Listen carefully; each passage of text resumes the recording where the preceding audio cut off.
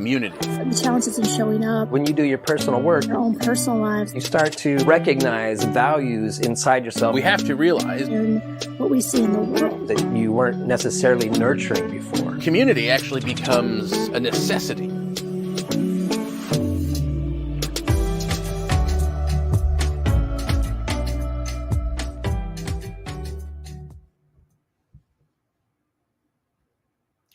Hello and welcome to Truth Be Told. And so our this month is all about play.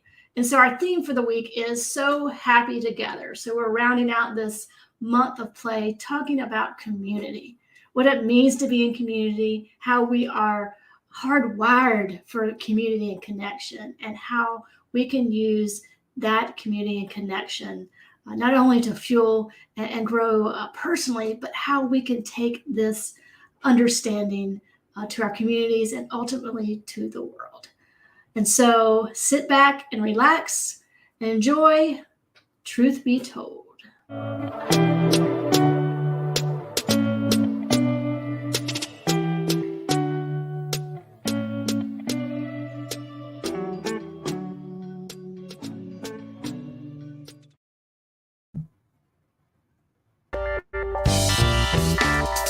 So when I think about community, I think about camping. Now, this may seem weird, but hopefully it'll make sense in just a moment. So when you're going camping, especially if you're going camping in the fall or when it's cool in the evening, you want to make sure you have the right gear. You want to make sure that you have a tent that's sealed properly, that'll keep you dry. You want to make sure you have the right clothes to wear that's going to keep you warm and safe, and also the right sleeping bag, so that you're insulated from the weather, insulated from the elements, and whatever else may be creeping in the woods when you're camping. And so community is like this. Community is the great insulator. It's that group of people, whether it's in a spiritual community or in a social community, or whether it's just 2 or 3. It doesn't have to be 500 people, but it could just be 2 or 3 folks. Those folks serve, for me, at least in my understanding of community, to insulate us from the elements. Because life is hard, and we know this. We see this every day. The challenges in showing up, the challenges in our own personal lives, the challenges in what we see in the world. And so community serves to insulate us from those things. Not in a way that promotes turning away from those things or ignoring those things, but in a way of that protective factor. That way of knowing that there's a space where I belong. No matter the things that may happen on the external to speak to the contrary of that idea. But in this group of folks, no matter what it looks like for you, it's where you can belong. It's where you can foster connection. It's where you can show up authentically. It's where you can be vulnerable.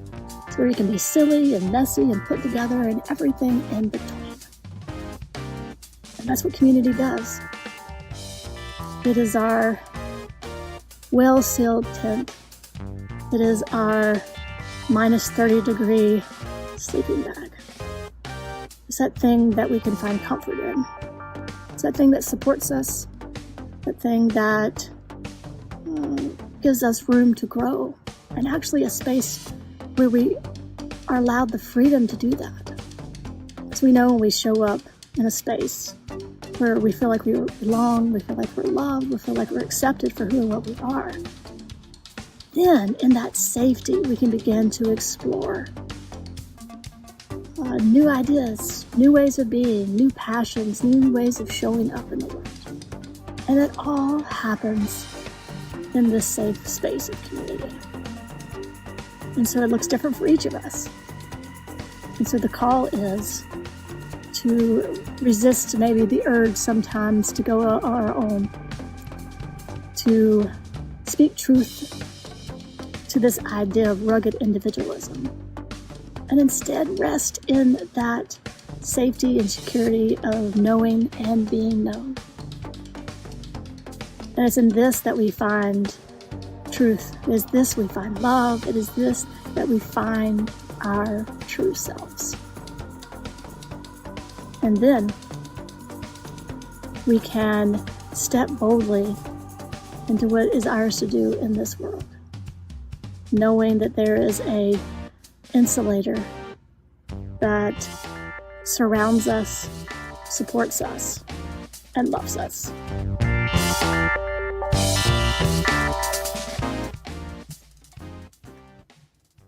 It was a little Blair Witch Project sort of thing. Yeah, it's kind of cool. I got in the middle of the woods on location. Yeah. It's fun every once in a while, right? Yeah, every once in a while. I love that idea of community being the insulation. Noting very clearly that it is not isolating, right? It's not keeping us from or keeping others out, but that idea of insulate, like a cushion, like all of those analogies. It's the warm weather clothing, it's the sleeping bag, it's the pillow, right? It's all of that. Yeah, that keeps us from losing body heat or whatever, right? Like yeah, and I think finding those folks, and being that to other people as well. I think it's that kind of reciprocating understanding, showing up, seeing and being seen. Which is not always easy. Yeah.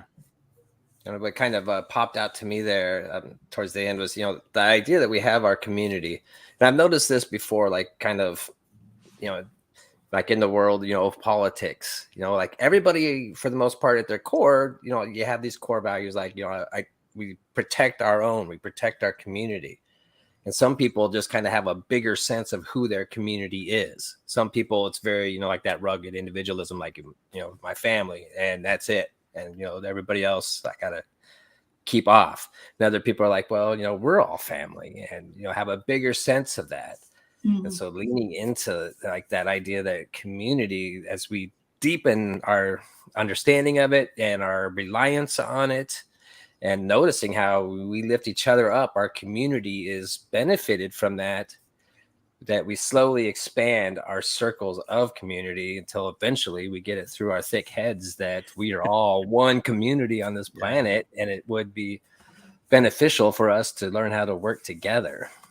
Well, it's really, it's almost bizarre, because I think that rugged individualistic version of community, like if that makes any sense, right? Mm-hmm. But like that, like we have I think in general, our perception of community in the United States, at least, is this, like, it is that family. It's that group of people that will protect. I'll protect these people because they make me feel okay having the beliefs that I have. I can be this person and stand against those people because right. And it's like, we use it as like an identity, which in and of itself is not a bad thing, but as a means of like casting harm on others. And so I have found it challenging in some ways to kind of like really speak this message clearly this week, because it's really like we already do so much of community. We do like 80% of community within this rugged individual, like toxic. It's like toxic community in a way, or something, like it's this weird take on reverse community. I don't know. I'm just, like, what do you call it? Right. Like this means of using community almost as like a weapon. Yeah. Whereas like true community, like real, like a place where people really have a feeling of belonging, where you are encouraged to show up authentically, where others actually show up authentically, and we get to see each other and actually lift each other up. It's not, you're not there to take. Like the community doesn't exist solely to serve you so that your identity can be the thing you want it to be. It's not that. It's almost the opposite, right? It's like we show up in community to serve so that we get filled up, so that we can be that authentic, true self. And that's like has been a challenging thing to put into words in a way that I think others would understand. Well, and there's that kind of that common enemy connection. So right. we're a community because we hate all the same people. That sort of that thing. And so that which is not connection. It's not belonging. It is that kind of fitting in versus belonging sort of thing. Yeah. Like, And I think that, what we're talking about is this idea of community. And it's interesting. It's not necessarily, it's like a noun and then a verb at the same time, even though community is not a verb, but it has the feeling of a verb. It's like this drawing close to this. It's this leaning in. It is this curiosity, is this questioning, and it is, just this expansive sort of understanding beyond, the people that think like us, look like us, live like we any of us do. But it's like community, it has this this kind of blanket feel to it. And I think that that has to be intentionally cultivated. I think, sometimes it happens naturally, but I think the type that we're talking about, this kind of transformative community experience, really is this intentional process of the leaning in, of the drawing towards. Yeah. Well, and I think that insulating, kind of bring it full circle, that insulation factor, like real community is the place where, Ryan, you said about like having the common enemy, right? Real community is the place where there is that sense of insulation enough where you can actually put down all that armor that tells you, I can put down all the armor that tells me I have to define myself by not liking this group. Right. It's a place where I get to show up without having to do that, where where you get to show up authentically because we have that insulation to learn and grow into really understanding who we are. So then we actually don't need the insulation, which is pretty cool. True that. Truth. So this week we are talking about community. Society tells us that we should be this rugged individual who is self-sustaining and should be able to support themselves and do everything on their own. And if you can't, somehow you are not valuable enough or not doing it right. Which is actually kind of an interesting contradiction, because if you are not valuable, if you can't go it alone, then you're not valuable enough. But valuable enough to what? Is the question that comes up for me. What are we not valuable enough to if we are all trying to go it alone? We have to realize that there is this direct connection between all of us. Oneness, right? I mean, that is a core principle that we talk about within this teaching, the science of mind. We talk about oneness all the time. And oneness is an idea that has been around forever, that we are all one being. And so we recognize that there is, out of necessity, a larger group of us. And no surprise, we actually yearn for that. We desire to be part of a larger group. And this is something we also talk about all the time here at the Soul Evolution Collaborative, is that idea of belonging. And so community actually becomes super important, more than super important. It actually becomes a necessity. While it seems like it is completely unrelated, the one aspect of community that to me seems most important is actually self-care. I know that probably sounds crazy, because self-care is this thing that we go and do on our own, right? Self-care, we seclude ourselves from the world, we take this retreat, we take this time out and go within and do all this self-healing and spiritual practices and whatever it all is that we do. And yet there is such a communal aspect of self-care that if we only take this approach to self-care, this individualized perspective of self-care, we are really missing out on true self-care, but also this opportunity to really engage in true community. Valerie Kaur, in her book See No Stranger, which if you have not read, I highly recommend, brings up this idea of self-care. And in talking to one of her great friends and mentors, she says, the term self-care implies that caring for ourselves is a private, individual act that we need only to detach ourselves from our web of relations and spend our resources on respite or pampering. But Melissa, Valerie's friend, reminds us that the care is labor, that we all do for one another in seen and unseen ways. It should not come with a price tag. It should be available to all of us. And Valerie goes on to discuss the idea of squad care or communitive care, collective care, that perhaps self-care is actually kind of selling ourselves short, that there is much more healing to be done in community than there is on our own. Not to say that this individualized self-care is not important, it can be, but that there's more to it than just the individual self-care, but the collective care is equally and potentially more important. And I can actually speak directly to this. I actually just got home from a weekend-long retreat that was very community-focused, and the healing that went on in within that circle of people was far beyond any self-care that I have done on my own, or even retreats where you go off in silence for the weekend or whatever. This communal self-care is potent and healing, literally at the cellular level. We can heal generations of cellular trauma and experiences. The power in community is healing. That perhaps community is the next step forward from self-care, but into collective care, a way of actually being with each other, caring for each other, not just emotionally, but not just physically or emotionally, but in this spiritual way of being where there is a deep healing, a restorative, a rejuvenative way of being around each other. If you weren't sure before, hopefully that added a little bit of confidence that there is such a value to being in community.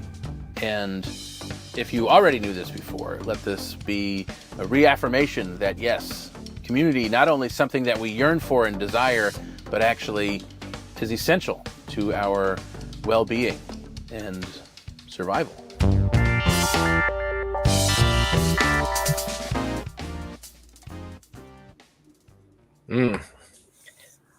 Lord knows, I think we need like a whole planet global retreat, like now. Well, we tried that, I think, in 2020. It didn't go so well. We didn't send out the agenda that everybody needed. I love that idea of collective care. I like that. Well, it was fascinating. So I started reading this book. I'm looking down. I have it in front of me. I started reading this book probably about a month ago, and it's an intense book. I'm not going to lie. I mean, it's really intense. And when the whole thing with Ukraine started, I had to put the book down because there was just way too many heavyweights and whatever. Right. So this is how perfect timing actually works in our lives. Okay. So I hadn't read this book in probably about 2 weeks, and I go to this retreat this weekend, and it comes up again and again and again. People are like, in sharing and stuff. We did a lot of group work. Right. And so in sharing, left and right, people are talking about needing to implement better self-care in their lives. And after a while, I'm hearing and I'm sitting there listening. Now, I was there. I attended with the intention of presenting. Right. So I'm there to present on one of the sessions. It didn't even cross my mind. Like, oh yeah, I'm also going to be participating in this whole thing. Right. Which was awesome. But so I'm kind of sitting there like with no expectations, because I was not intending on like, oh yeah, right, participation, duh. And so I'm just sitting there listening and absorbing, and the more it comes up about this whole self-care thing, I'm like, that's what we're doing. That's literally why we're here. That is the whole, if there were nothing else happening, the one thing that's going on here in this retreat is self-care. Yeah. And it's communal. It's a communal thing. Like, no one of us could go through that process of self-care without everyone else being there. Yeah. And so it's just like left and right, it's like smacking me, right? How clear this is. So on the plane on the way home, I decided to take this book out again. And the very thing that she's talking about in the chapter that I start reading is self-care, and describing in exactly the way that I was seeing it happen that weekend. It was like, Yeah. Okay. So there's some perfect timing for you, like the synchronicities. Well, and that I think that is what I mean when you were describing that. I was like, that's what community is. That's what spiritual communities Yeah. should be. Yeah. And I think a lot are. And I think where we have progressed Yeah. in areas, but it is this collective care. That creating that space, that container, whatever you want to call it, where we are not only nurturing, we're nurturing ourselves, but then then it kind of spills into this kind of communal care. Well, and we're like the words used in the book, like we're laboring for each other, and I saw that. Like I saw people showing up to hold space for each other, like in these seen and unseen ways, right? And I don't want to put down our very individualized version of self-care, because I think that's all important and has a place. But what's really interesting is in this communal idea of self-care, priorities become way more important. Like, what are we prioritizing in our lives? And one of the things when we prioritize with a sense of community, I think one of the things that happens is the reasons that cause us to need this individualized self-care is because we're overworked. We're working way too hard all the time. And so self-care is rest. We need rest and pampering because we're like, we do the extreme of everything. And so if we prioritize our lives differently, like self-care is really prioritizing how we do things and prioritizing rest. And so if we switched our priorities a little bit and maybe had a little bit more balance, we wouldn't need that individualized, like self-pampering, rest, rejuvenative kind of time off. Like we get this whole community thing. Yeah. And that's so much. Let me tell you, that was so much more feeding and filling and healing than any of the, bed days or massages or just like silent days of practice or whatever, right? Like it's a whole other thing when we prioritize differently, I think. Yeah, I love it a lot. That came up last week for the week of rest was that, sure. Self-care, like your own. So talking about, like the difference between individual self-care and then communal self-care, like for the individual idea, like to where it becomes a responsibility in order to create community. Like if you're not taking care of yourself, then you're kind of worthless to the community. But then I love that you're taking it like to that next level to where we have to collectively share that. And what a wonderful space. It almost makes like the content of the retreat like secondary to, like that's kind of just an excuse to get people together to then engage in communal self-care. So I love that. That's awesome. Yeah, it's pretty great. And that's and that is what it was. I mean, the content was amazing, but definitely secondary to everyone coming together intentionally for the sake of being together for that reason. It was really cool. Cool. Yeah. Well, anyway, so we are definitely not done yet, but we wanted to take a moment to let you know a little bit about Soul Evolution Collaborative and how you can get involved, really in whatever way that works for you, because there are a number of ways. The Soul Evolution Collaborative is an innovative, spiritual collaborative dedicated to the intentional evolution and authenticity of the human soul. This is a safe place to belong and be seen. So here are a few ways that you can get involved. Tuesday, truth be told, at 7 p.m. Eastern, which is what you are literally enjoying right now. We do this every week. This is episode 70. We've been doing this for 70 weeks, actually 70 plus weeks, because we had a little summit thing in the middle there. So we've been doing this for more than 70 weeks.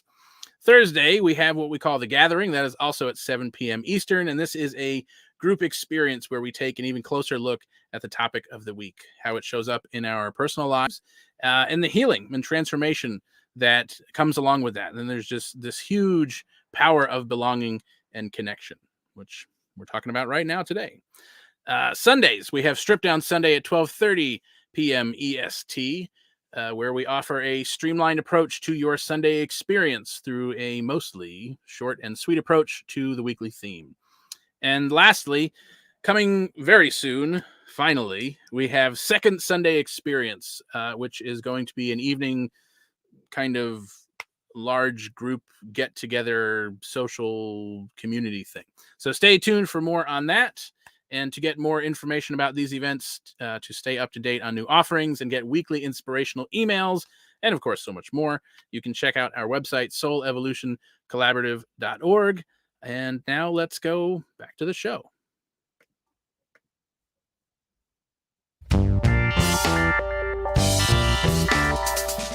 So happy together. This week we're talking about community, and I thought of a conversation that we had last Thursday night at the gathering and felt like it would be perfect for this week's segment. And it was a topic brought up by one of our participants, and it opened up a pretty deep conversation. And it's a recurring conversation that I've been a part of several times over the last decade. And the question is, as people start to do like the inner work, personal transformation, personal growth, spiritual evolution, spiritual inquiry, we begin to notice that some of the people that we used to hang out with aren't seeming to come around as often. Or maybe we're kind of unconsciously making choices to seek them out less often. And it feels like we start to lose some of our sometimes long-term relationships with other people. And that can be, challenging. It can make us feel sad. It can make us, question everything we're doing. I think a lot of this, where it comes from is when you do your personal work, you start to recognize values inside yourself that you weren't necessarily nurturing before. We start to resonate with what moves us forward, what inspires us. Things become important that before never came to our awareness, and things that we used to think were important seem to lose a lot of their weight. I think a really great example of describing why and how this happens is looking at a very practical sense is in recovery circles, recovery groups.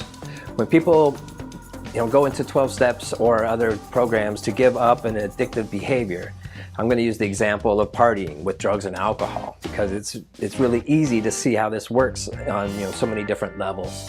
So if you have a close group of friends that you used to get together with on weekends and just party hard, when you go into recovery, these were your friends. They're your people. They're who you're used to spending lots of time with. And so a lot of times, your draw is to still go hang out with them. I'm gonna refrain from using the drugs and alcohol, but I want to hang out with my friends. And when you're doing that, you just start to get kind of this feeling like there's a dissonance happening. You're not vibing. You have started making healthier choices that are better for you in the long run, that you feel emotionally better about.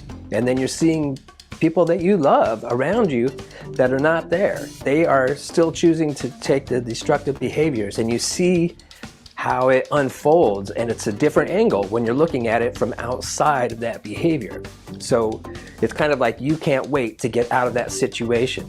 And the people that you used to hang with that are still partying, they're kind of having the same feeling, like they can't wait for you to go and get out of that situation so that they can really cut loose into what it is that they do.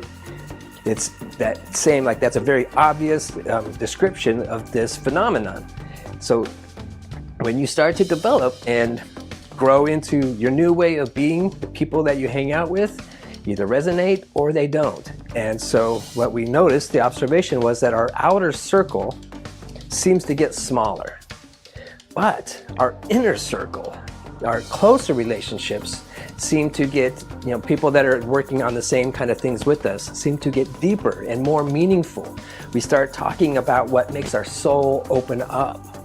So there's kind of like a trade-off. We lose some of that peripheral friends, but we find others that are more in alignment with where we're going with what we're transforming into, and those relationships become more powerful. In the words of Eddie Vedder, I'm a lucky man to count on both hands the ones I love. Some folks just got one, others, they got none. Stay with me. Let's just breathe. So there is hope. We are constantly doing this thing. Decide, it's us deciding what means the most to us and letting that be our current state of reality. And the more we do that, then we develop the community of other like-minded people. There's fewer of us out here, but they're out here. And when you connect with these people, you start to really create a vibration of what is more meaningful, more powerful, and more conducive to a life well lived. So I just want to always encourage people to listen to your heart, to listen to what really matters to you. And as you do this, life will become more meaningful.